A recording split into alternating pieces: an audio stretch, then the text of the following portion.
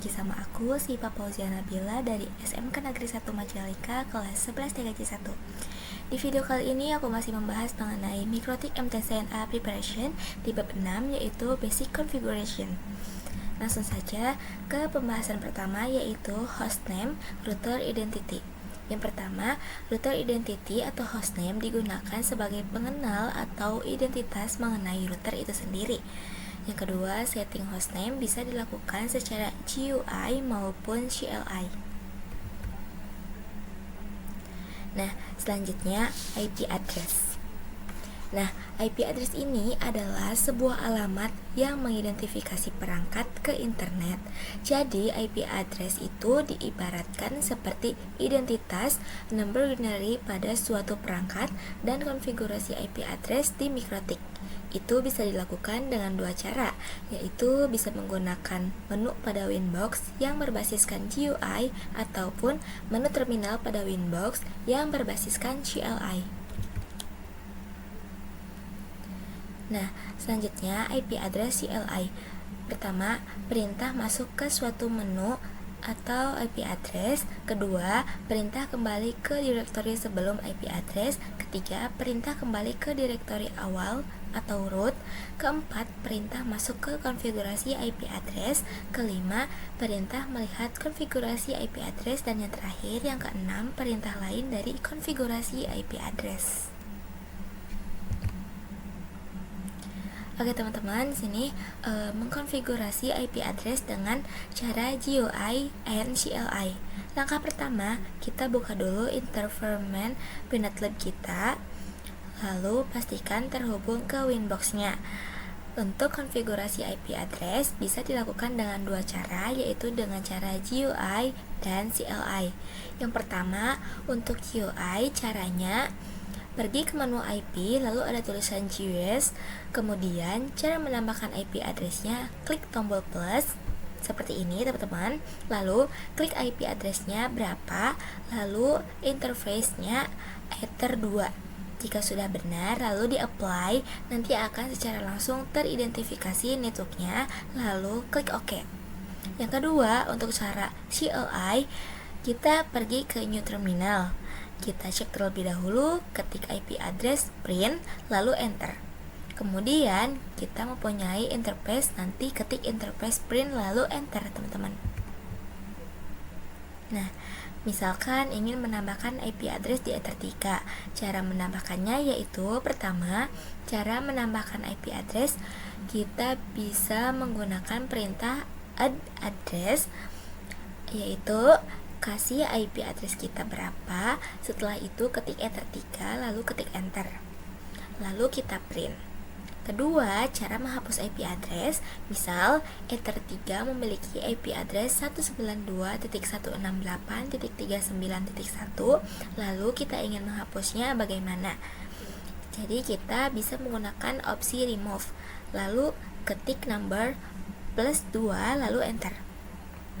Nah, lalu ketik print lagi dan enter.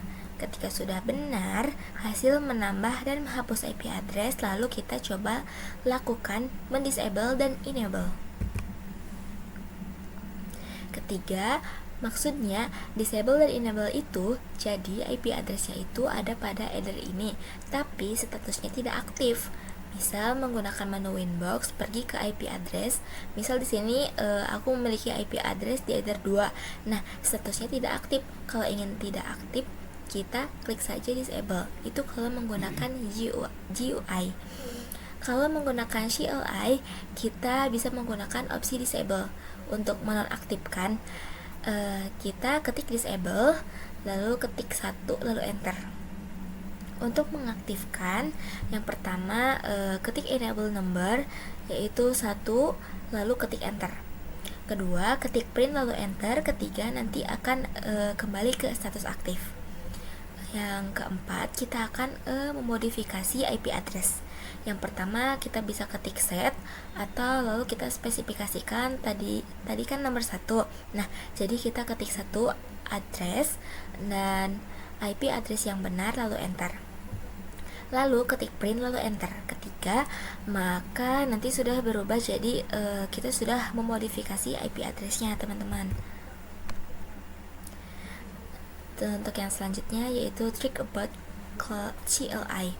Kita bisa lihat di sini ada hierarchical structure, tab complete command, double tab untuk melihat ketersediaan command, tanda tanya untuk menampilkan bantuan command disertai keterangan.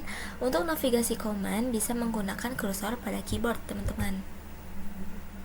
Nah, selanjutnya yaitu IP service. IP service merupakan berbagai cara untuk masuk atau login ke dalam router OS. Perlu kita ketahui bahwa akses untuk mikrotik itu ada banyak, teman-teman. Ada yang menggunakan EIP, HTTP, WebPIC, SSH, Telnet, dan lain sebagainya. Dan itu semua memiliki port-port. Jadi kita bisa melihat port-portnya yang terbuka pada service tersebut di bagian menu service ya, teman-teman.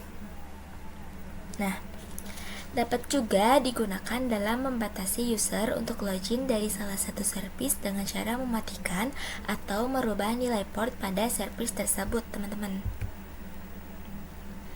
Nah, kita buka mikrotiknya, lalu ke bagian menu IP, lalu klik tulisan yang namanya service, teman-teman. Jadi, dengan IP service tersebut, ini mikrotik kita bisa aman. Jadi, dengan salah satu manajemen dengan cara di service jika mau aman. Misal, satu untuk SSH kita bisa matikan sehingga orang-orang tidak bisa remote ke mikrotik kita. Kemudian untuk telnet kita bisa ganti, jadi tidak sembarang orang tidak bisa masuk ke mikrotik kita, gitu teman-teman. Nah, selanjutnya di sini ada IP Service Lab. Disable semua service kecuali SSH dan Winbox, merubah port SSH menjadi 1022 dan Winbox menjadi 3000. Login kembali ke router menggunakan default port. Login kembali ke router menggunakan port yang sudah dirubah. Selanjutnya, User and Group Router OS Login Management.